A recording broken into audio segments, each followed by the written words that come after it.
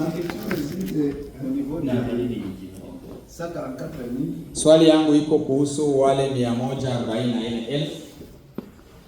Selon ce que j'ai écouté, kulingana na kisi nimesikia et selon ce que moi je connais, na kulingana na kisi ninajua, les 144 000 font partie des élus. Les élus d'Israël. ile 144 ni wateule wa Israeli, Et ils ont part dans la première résurrection. na wako na sehemu katika ufufuo wa kwanza. Ma question revient, Swali yangu inakuja, ils vont participer dans les noces de l'agneau? eske watakuwa muile bibi harusi mkusanyiko kwenye karamu ya bibi harusi kumbingu? C'est tout ce qu'il y a comme question. Oui.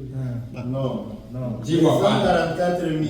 Ile 144,000 Ainsi que les vierges folles. na wabikira wapumbavu Ils ne seront pas enlevés. hawatanyakuliwa. Hapana, L'enlèvement déjà il y est. unyakuo ulisha kufanyika Pendant qu'ils sont sur la terre. kwa wakati wao wako kudunia. Pendant la grande tribulation, Wa ile ils kipindi vont cha ziki mourir kubwa, martyrs.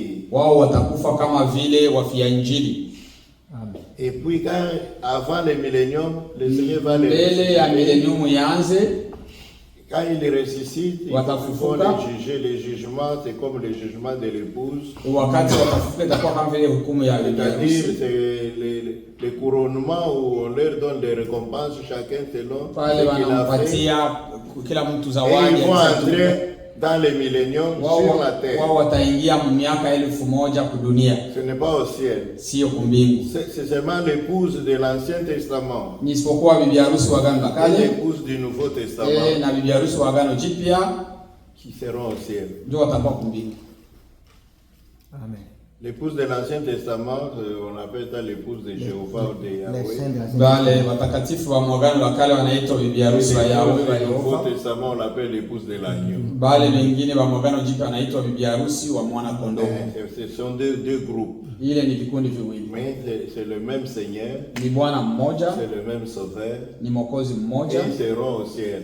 ambao watakuwa kumbingu. Après le ciel, Kisha nous mbingu allons retourner dans le millénium. tutarudi kwa miaka Et 1000. nous serons, nous, dans la Nouvelle Jérusalem, Sisi tutakuwa Yerusalemu mpya avec les Abraham et les autres, ya Abraham na wengine dans la wote Nouvelle Jérusalem. katika Yerusalemu Les mpya. 144 000 Wale 144,000 et les vierges folles na wabikira seront wapumbavu dans l'ancienne Jérusalem. watakuwa Yerusalemu ya hapa Et ils kudunia, adoreront dans leur temple sur la terre. watakuwa na abudu hapa kudunia Nous, mwekano. là-bas, dans la nouvelle ville, Sisi mwile mji on n'aura mtakatifu pas de temple à adorer. hatutakuwa na hekalu ya kwenda kuabudu, L'agneau lui-même est le temple.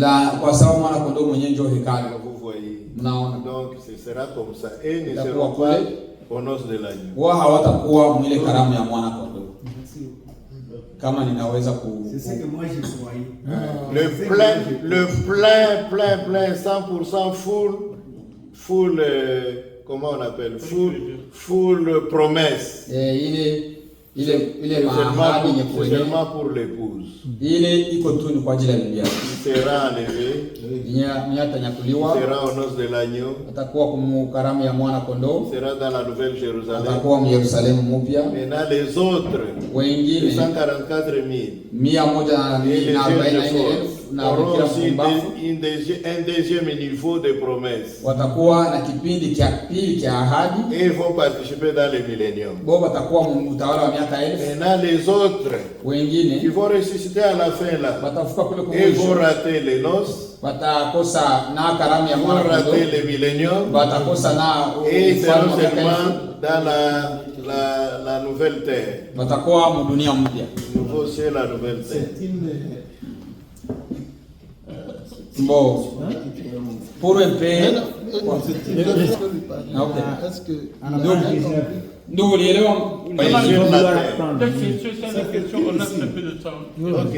Ça, c'est écrit ici. Mwenyewe hajakuwa na Vous avez atarubalisha pata la kesi. Bon, kama huko mwingine Lorsqu'on prêche, il faut qu'on prêche ce qu'on a bien assimilé, ce qu'on a attendu, et ce sommes qu'on avec peut, toi. et ce qu'on Nous sommes et ce avec qu'on toi. peut justifier. Si tel est le cas, tu dois faner quelque part. C'est C'est pourquoi je dois demander plusieurs questions. Et permettez, vous avez souligné un élément de la monogamie et de la polygamie. Et vous avez dit que nous, quand même, nous acceptons la monogamie. Mulisema kwamba sisi kwa La monogamie, vous savez, la monogamie, c'est ça la volonté parfaite de Dieu. ndio mapenzi makamilifu ya Mungu, kuoa na mwanamke mmoja. Donc voilà. Alors, la monogamie et la polygamie, Kuwa na mwanamke mmoja na kuwa na zaidi ya mwanamke cette mmoja. volonté parfaite de Dieu, Ile mapenzi makamilifu ya Mungu. d'avoir une seule femme. Mwanaume kuwa na mke mmoja. Alors, pour ces gens-là de l'Ancien Testament, que parlez La volonté permissive. Pour tout le monde, là, ceux qui ont eu plusieurs, c'est la volonté permissive. Wote ambao walioa zaidi ya mke mmoja ilikuwa ni mapenzi ya kuruhusiwa. Alors, on est ni, je pense, pour nous du Nouveau Testament, nous ne sommes ni Sisi watu wa agano de la monogamie ou de la polygamie. au wa monogamia Oh, excusez-moi, je suis en train de... C'est ça ma question. Je veux savoir. ni ile ni swali yangu nataka kujua. Donc, nous prêchons quelqu'un, puisque l'évangile nous dit, celui qui croira et qui sera baptisé sera sauvé. Kama mwenye ataamini na kubatizwa. Je suis un polygame. Niko na zaidi ya mke mmoja. Alors, qu'en est-il de cette personne-là? Ile Elle ule sera sauvée si elle croit. ataokoka kama Si aliamini. ces femmes, là, la polygamie, là aussi, croient. Kama wale babibi yake ba mpoligami nao wanaamini na wataokoka. C'est là où je suis. Alors, Non, attendez, si je peux, s'il vous plaît. Oui. C'est très important. oui, Parce que ça fait des ravages, si on a mal compris. oui. Et on fait la honte du message. On amène le problème. Ile inaleta haya muujumbe. Qu'on s'entende. Parce que ça, c'est ainsi de le Seigneur, le mariage et le divorce. Ile ni hivi asema Bwana ndio na Et talaka. les gens ont très mal compris. Na watu walielewa Son mbaya. message-ci, Hii ujumbe Frère Branham dit, il est à la montagne. Il est revenu avec la prédication mariage et divorce. alikuja na mahubiri Et na ufunuo na tout le kufunza. serment, c'était ainsi de le Seigneur. Ilikuwa ni hivi asema Parce Bwana. qu'il y avait beaucoup de gens qui le dérangeaient, déjà qui avaient fait des divorces. Kulikuwa watu wenyewe walikuwa washakuwa na babibi ba mingi.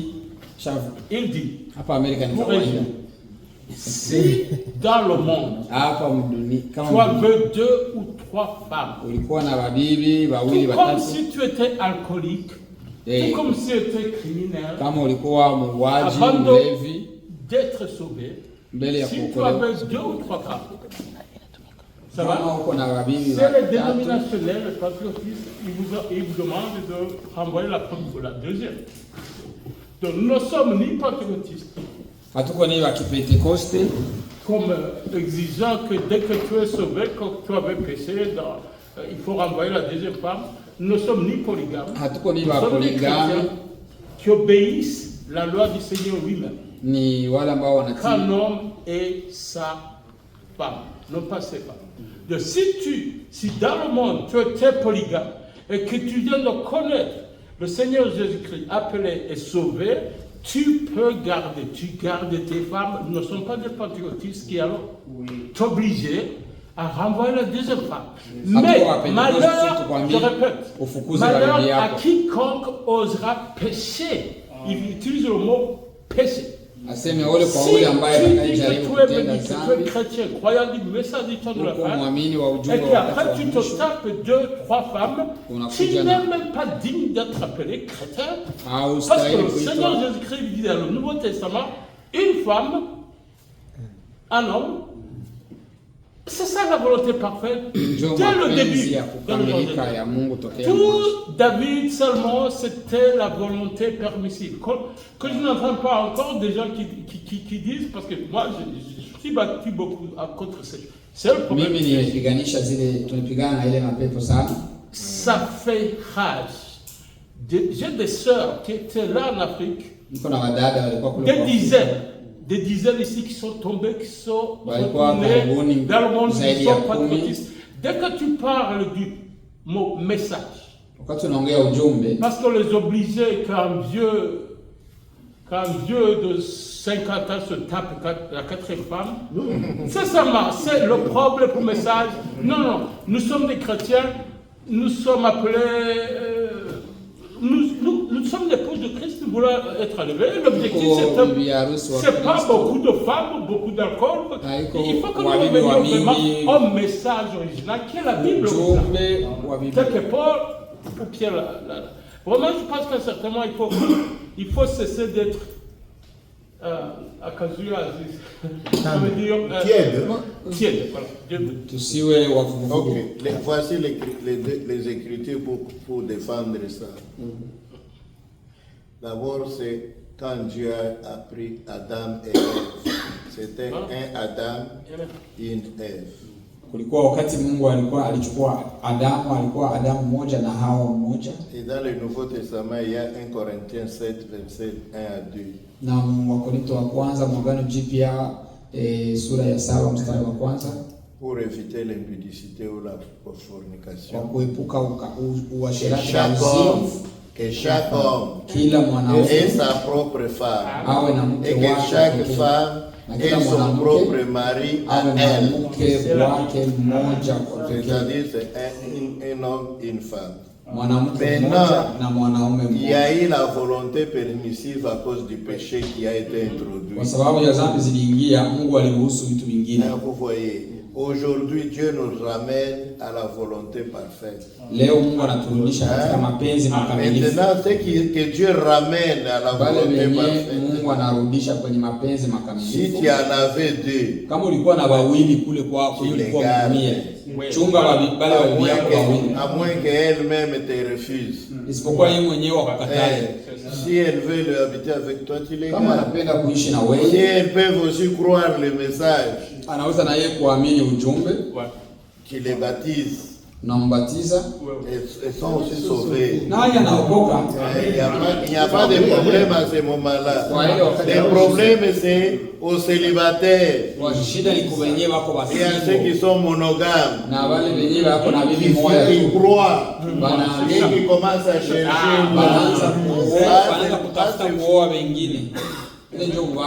Là, c'est faux. Je le dis avec raison, puisque il y a ceux qui sont catégoriques, qui croient. Il y a un secte du message qui croit à la monogamie stricte. Oui, qu'est-ce qu'ils disent de ceux qui étaient monogames? Ceux qui étaient polygames, qu'est-ce qu'ils disent? Ils disent que si vous êtes... Il faut les chasser. Oui. Écoute. À cas contraire, vous n'êtes pas accepté dans leur secte. C'est pourquoi j'ai posé cette question pour clarifier, pour que ceux qui peuvent m'écouter, ou bien qui nous écoutent aussi, qui peuvent nous écouter, sachent que nous ne sommes pas ce groupe de gens, la monogamie, la polygamie. Maintenant,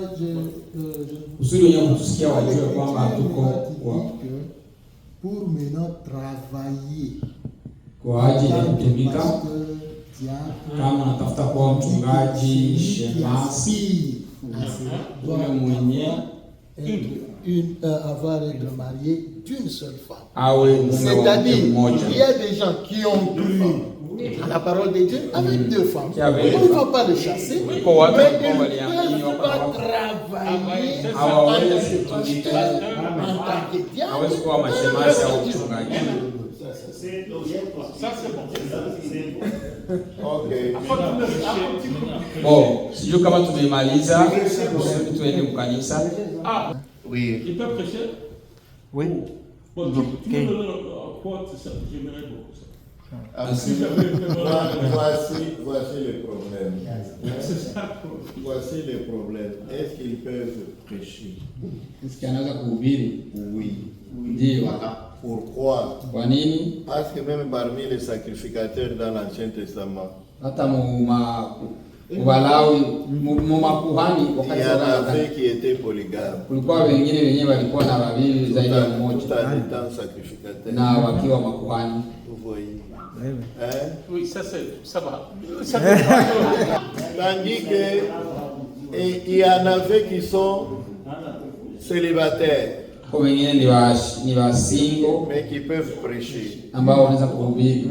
Même dans le Nouveau Testament, il y a eu Paul, Les il y a célibataires eu, etc., qui étaient des célibataires, mais qui prêchaient. Hein? Walikuwa ni hawana Maintenant, walikuwa na quand vous ubiri. êtes pasteur, Wakati unakuwa vous voulez mchungaji, être pasteur, unataka kuwa pas de mchungaji, célibataire, hakuna single, pas de polygame. hakuna mwenye kwa na wabibi wawili.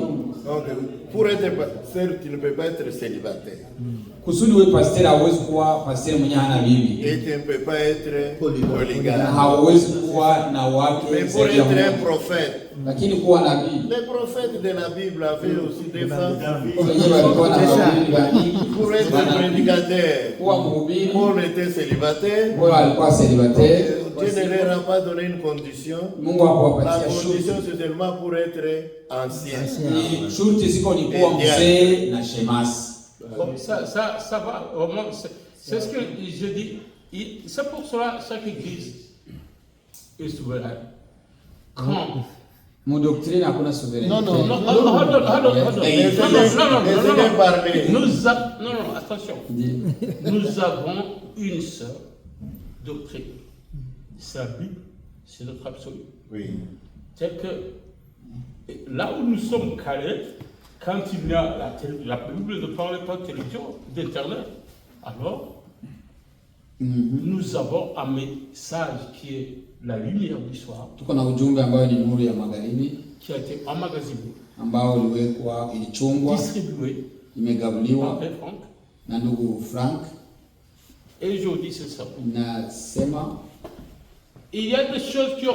En fait, c'est pour cela, parce que moi, j'ai eu beaucoup de divisions, pas beaucoup, mais au moins 2 divisions à mimi cause nilipata de migawanyiko hapa ya malentendu. mingi. Parce que quand je vais dans une église, je ne peux pas m'immiscer de cela parce que c'est leur problème. Nous avons nos problèmes. C'est pour Non, cela. c'est comme C'est ça, un c'est lieu comme demain. le Nous Jinja, allons oui. parler des choses ici en Amérique. Parce que nous n'avons pas ce problème de prédicateurs polygames. D'abord, l'Amérique n'acceptera pas.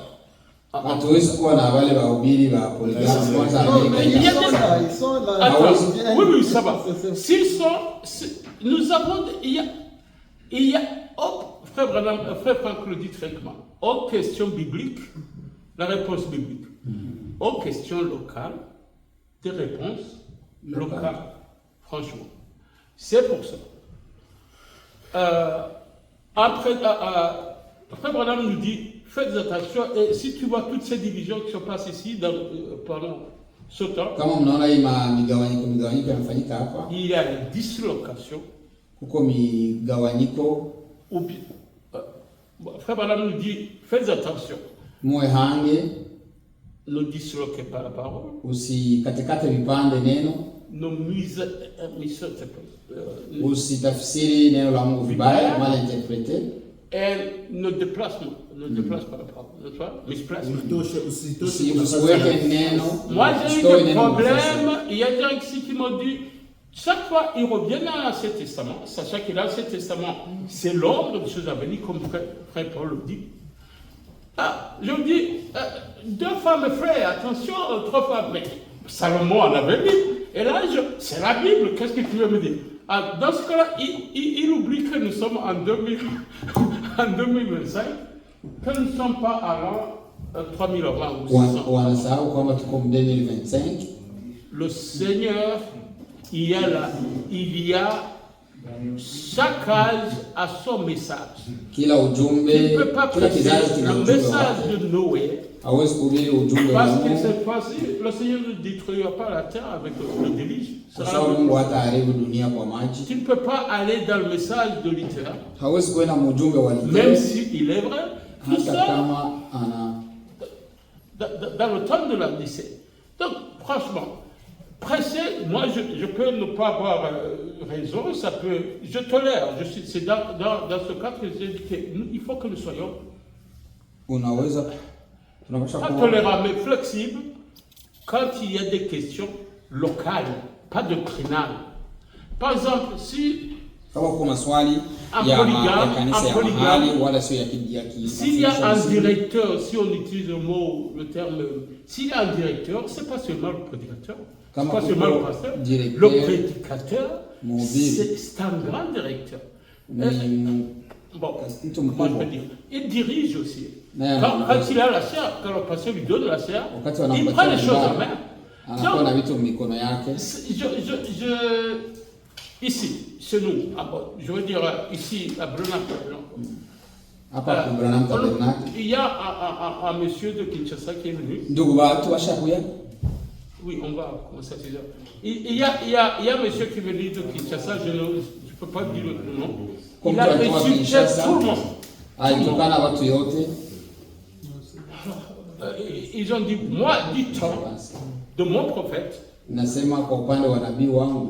c'est pourquoi j'aimerais voir un verset où c'est permis qu'un polygame peut prêcher, aller à la chair, prêcher des Dieu. Ça m'aiderait beaucoup et je vais changer tout de suite. C'est juste, je n'en fais pas de truc.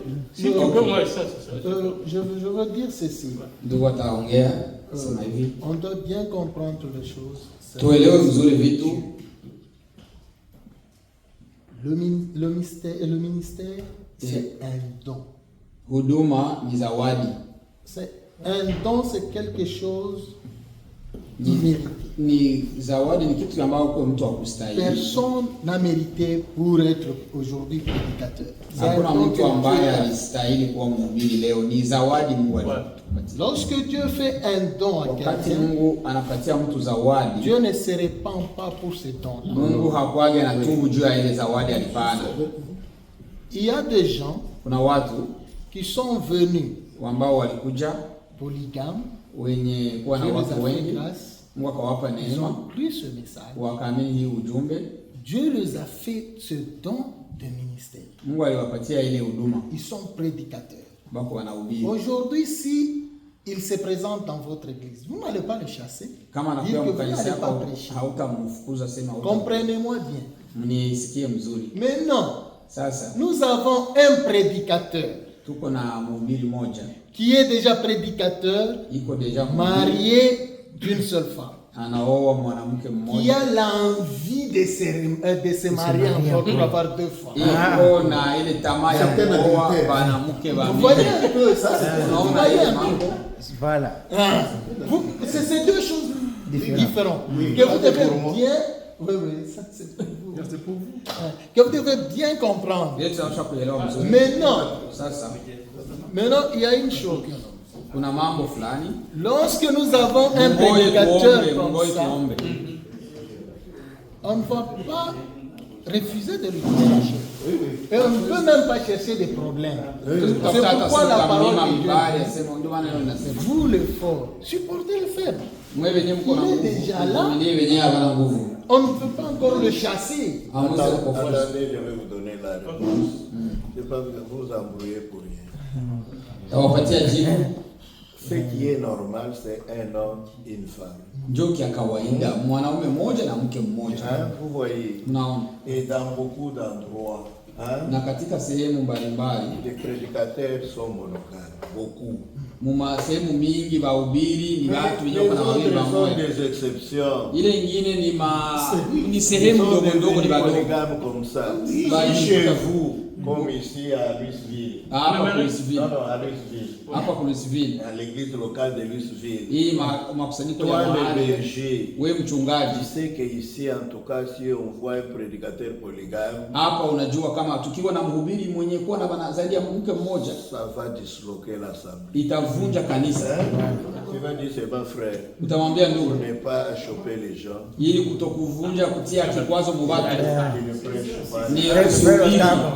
C'est parti. Ça, c'est le problème des bergers. Mais les bergers aussi sachent que c'est pour ne pas scandaliser. Même les païens ne supportent pas la polygamie.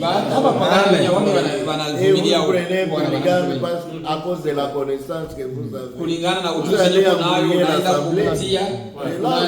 Vous avez makusanyiko. Un peu de sagesse, par frère, nous ne te condamnons pas. Mais ici, si tu prêches, tu vas scandaliser les gens. Utavunja, utaleta kuwa kikwazo mu watu. Il va partir. Ah, comprendre. Ah, comprendre. Il va partir. Avec la délicatesse. Bon. Et puis, c'est deux. Ce problème de polygamie, même si on les pose, vous êtes ici aux États-Unis, vous êtes des Africains, c'est plutôt un problème qu'il y a en Afrique. Aux États-Unis, ici, il n'y en a pas. Il n'y en a pas même parmi les païens. Il y a des adultères qui ont sa femme riche quelque part. Et ça, c'est autre chose. Mais polygame en Amérique, ça n'existe pas. Donc, vous ne pouvez pas vraiment faire un problème dans l'Assemblée. Ça n'existe pas. Si un vient de l'Afrique, parce que c'est là-bas qu'il y a les problèmes. Et c'est là que nous opposons à ceux qui sont monogames et qui veulent encore. Et là, ne menez pas votre africanité ici. Ça c'est l'Afrique. Mais ceux qui sont déjà polygames, que le Seigneur a accepté comme ça, nous les acceptons aussi et nous marchons. Mais c'est là où ça peut scandaliser les gens. Ça devient la sagesse du pasteur qui dirige, de voir comment gérer la situation pour ne pas scandaliser toute la congrégation. Et parler à la personne avec sagesse et amour. Avec une grande sagesse. Laissez-moi aussi vous dire, chez nous, là où on a connu ça. Même tous ces frères polygames que nous avons acceptés, ils ont fini par prendre notre chemin que la parole. Tout ce que moi j'ai compris.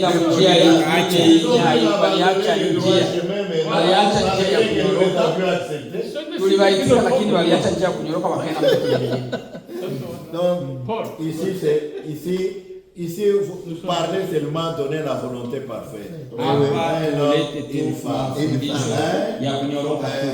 Si un qui vient, kama mtu polygame, na bibi yake les gens commencent à chuchoter. Watu wanaanza kuongea vous les exhortez. Sasa mnawaonya. Mais pour les amener jusqu'à la chair, lakini kuwaleta mpaka kumibali uepuke kuleta kuwa kikwazo, kuleta kwazo mkanisa. Oui, vraiment. S'il veut, vous les envoyer missionnaires en Afrique. Là,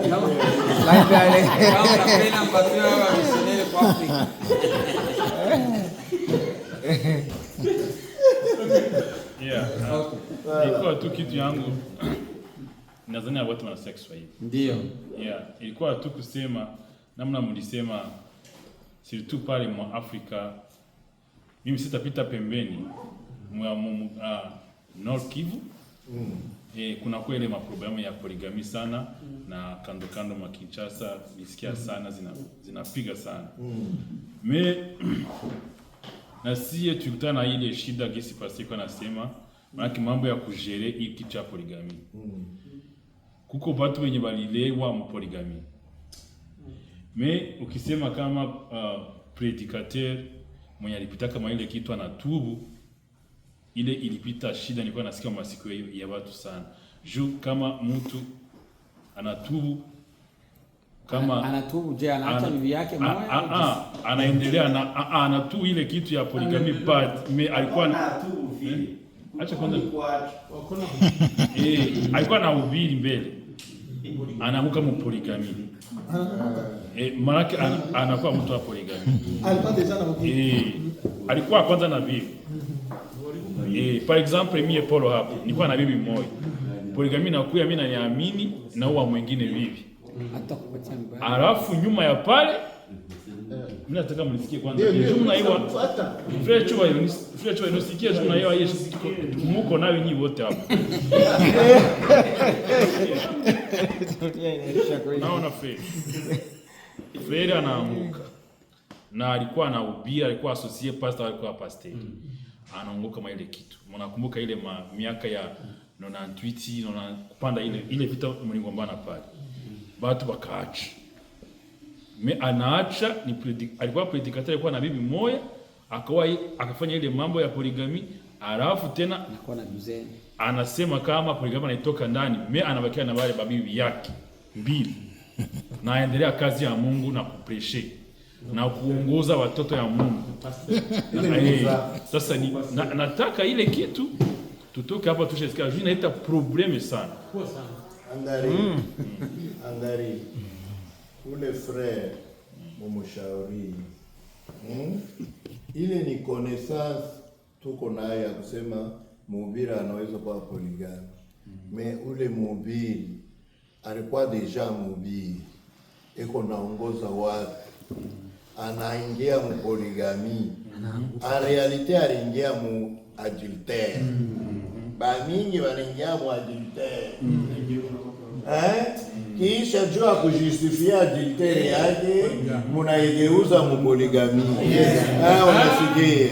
Non, c'est parce que vous avez été mou tendre naye mu adultère. Adultère ndio msharati.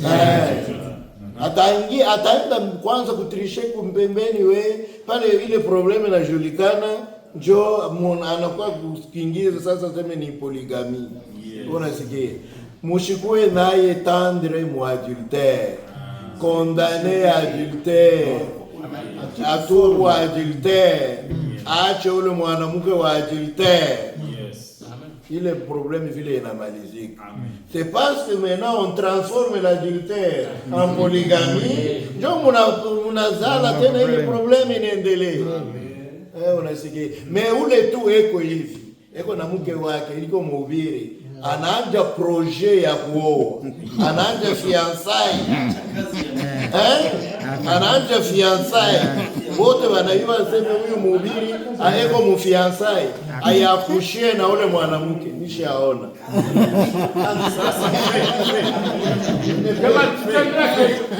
Je suis très radical par rapport à shida. Ona kwanza shida yenye bitu yenye mlisema hapa nilikuwa nabisikia. Maana pa ndio sasa mna comprendre. Shida sio polygamy, mtu anaanguka tu hivi hivi. Mtumishi wa Mungu alikuwa mtumishi wa Mungu, sio kuna sema iko na mke, alafu anaoa anaoa mwingine. Sasa napenda sasa aendelee kazi ya Mungu. Ile njoo. Aisa oa. Sikia. Ataanza mbele kutrishe. Aisa oa. Ya kusema anaanza tu pastor wake anaiwa aseme anaanza fiançailles. Ya sio kukushia na ule mwanamke. Aikalake vile. Ataanza mbele kutrishe kumpendeza. Kisha pale inakuwa inajulikana kwa watu. Jo anageuka sema anaanza kuoa. Kama tu unabakia unaanza fiançailles, unatushia jeune fille wa benyewe au ya kushia naye. Kanisa inaichika ile fiançailles. Hakuna. Hakuna. Haiwezi. Unasikia. Donc sasa malgré tout kama inakuwa vile mumushauri ule mtu mushimuranvoye neno ya kanisa, mushimuranvoye kwa kanisa. Kama anapenda kutumikia Mungu, endake hata kuinchi ya mbali, alikuwa na mzali, ende kama Swaziland, kama ni wapi, aende kule katikati yenu. Hapana hapa. kule batamani Ni kufanya kama kile baba. Okay. Please. Bapadiri wanazidia watu wengine. Banamtoshaka kwa ile nani kwenye alikuwa? Kwenye alizalia. Ile ni madini, hapana, si hapana kabisa. Sawa ndio tu. Anafika kumimbari na ule. Teni nitatumia Kiswahili na nilikuwa naenda kwa kazi mbalimbali. Kuna aina mbili. Mtu ni msherati, anaenda kwa ajili ya hiyo kiu ya kuoa wanawake wengi na ni kiu ya usherati. Na mtu mwingine ni kwa kutoelewa vizuri hii ndoa na taraka, sawa? Hii broshiri. Saa vile wamoja wamesha kwa wa mafundisho mbalimbali kwa kutoelewa, naye pia hakuelewa vizuri hii brochure, na baadaye anafundishwa wazee ama tunafaa kikao kama hiki, anaelewa ya kwamba alijua hii brochure vibaya na anatubu, na kuna ile karama yenyewe umeshasema hata kama naye na mchungaji wake na wote kwa kanisa hawakuelewa. Unasikia? Sasa bilishafanyika vile ndio banakuwa kuelewa. Ile ni mambo mengine. Kama wewe ndio hakuelewa, huyo anakukataza, unakatala. Sasa kama unakatala, kama hapo inaisha kusikia unapata mimi kuelewa. Unakuelewa ikala.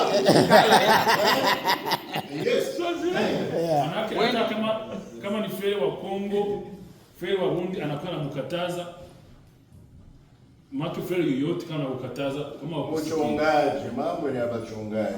Basi mkanisa mchungaji yuko sanse kwa kameme na connaissance mpya hiyo. Kama na mchungaji na yeye akuelewa, kanisa mzima yote ilikuwa sio kwa ile problem. Jove. Siku mtakuwa muelewa yeye alishaingia kwa ile problem. Ile wakati avanso parce que shibo utatukuelewa. Na ule mgogo palesa malisa alisa malisa mwanamke yote. Nasema asante Bwana wetu Yesu Kristo, umetusaidia tokea wakati tulianza ibada hii. Baba, tunakushukuru kwa maneno yote ambayo imezungumziwa hapa, imetusaidia, imetudhibitishia kwamba Baba tungali katika neno lako. Tumesikia maneno yako ya uzima, wacha yakae ndani yetu. Utuunge Bwana, tuwe mtu mmoja. Uondoe kila chochote kinaweza kuwa ndani yetu kisichokuwa chako. Kila mafundisho yote ambayo yasiyokamilika ndani yetu yaondoe, ili sisi sote tuweze kusema lugha moja. Bwana Mungu, tunataka tukuabudu tena pamoja na ndugu na wadada. Tunahitaji presence yako pamoja nasi. Utupatie tena neno hii magharibi la kufariji mioyo yetu, la kututia moyo na kutufundisha. Mungu, tunajikabidhi kwako. Siku ya kesho tunaileta mikononi mwako. Kama ni mapenzi yako tena utupatie nayo. Tuko na imani kwamba tukikusanyika tena utakuwa pamoja nasi na tutabarikiwa. Tunaacha yote mjina la Yesu Kristo. Amen. Tuende na amani ya Yesu Kristo. Mimi nitapenda mnionyeshe mtu mwenyewe nitakuwa